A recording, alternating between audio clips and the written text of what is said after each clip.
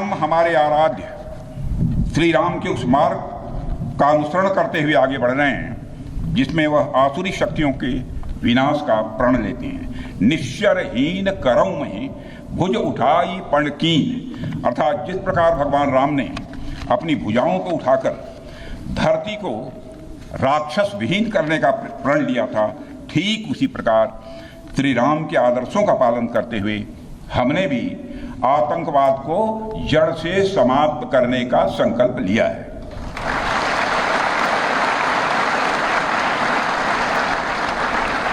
साथियों, प्रधानमंत्री मोदी जी के नेतृत्व में हमारी सरकार आने के बाद सैन्य मामलों को लेकर भारत की सोच और सामर्थ्य दोनों में अभूतपूर्व बदलाव आया है।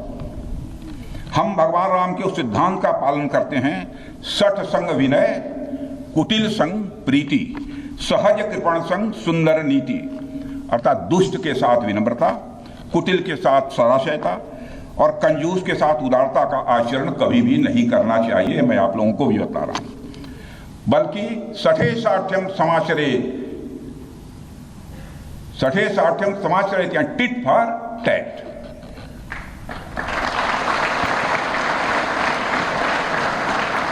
साथियों, ऑपरेशन सिंदूर ने यह स्पष्ट संदेश दे दिया है कि हमने शांति के लिए जितना अपना दिल खोल कर रखा है, शांति को नष्ट करने वालों के विरुद्ध उतना ही अपना हाथ भी खोल कर रखा है।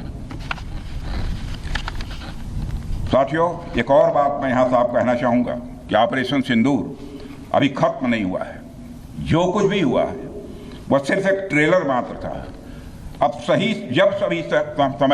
जब भी सही समय आएगा तो हम पूरी पिक्चर भी दुनिया को दिखाएंगे।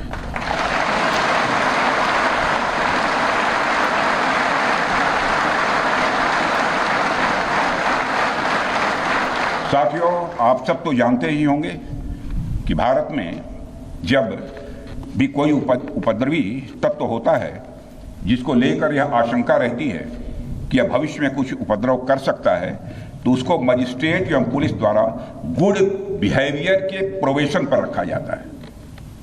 कोई गड़बड़ करता है तो उसको कुछ समय के लिए मजिस्ट्रेट गुड बिहेवियर के प्रोबेशन पर रखते हैं। अगर वह व्यक्ति प्रोबेशन के दौरान कोई भी शरारत करता है तो उसे उचित दंड भी दिया जाता है। ठीक उसी तरह वर्तमान सीज फायर में हमने पाकिस्तान को बिहेवियर के आधार पर अभी प्रोबेशन पर रखा हुआ है। यदि उसका बिहेवियर सुधरता है तब तो ठीक, और यदि बिहेवियर में फिर से गड़बड़ी आती है तो उसको कड़े से कड़ा दंड दिया जाएगा।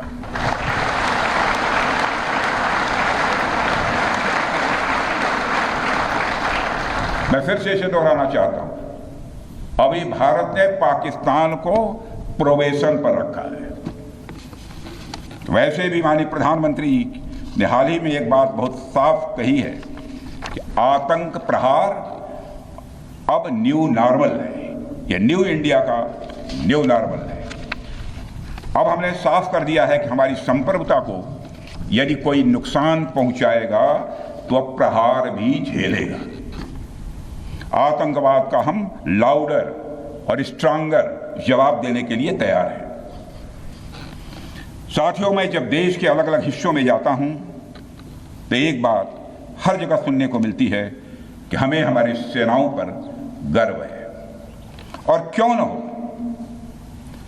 आप सबने अपने पराक्रम से, अपने शौर्य से पूरे देश के दिल में एक अपनी खास जगह बनाई है।